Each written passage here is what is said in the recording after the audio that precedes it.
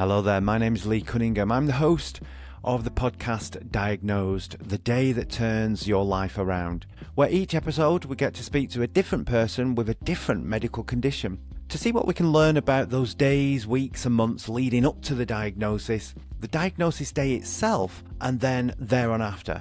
What coping mechanisms and strategies did each person use to kind of get them back on track, to get them into a normal routine again, if at all normal's possible? Now, Diagnosed is made possible through UID-Me. That's the leading emergency ID and medical alert service in the UK.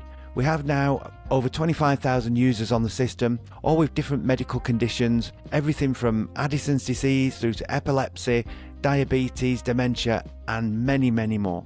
We have people with rare medical conditions, multiple medical conditions, who are all getting on with their life. We've had lots of conversations with people over the years, and one thing that kind of comes up time and time again is how chaotic it can feel just after diagnosis. Trying to understand, grappling with information coming from lots of different angles, from books, magazines, online, GPs, consultants. So we're hoping that Diagnosed will help people, even just by sharing one or two tips on how they've coped with their diagnosis and what you could do too.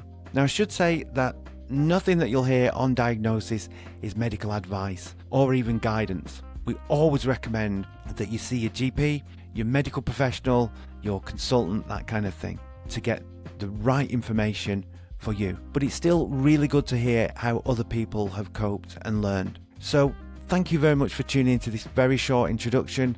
Dive into episode 1, where we talk to Philip Connell, a great friend of mine, a lifelong friend, and we talk about the day his life turned and changed with diabetes type 1.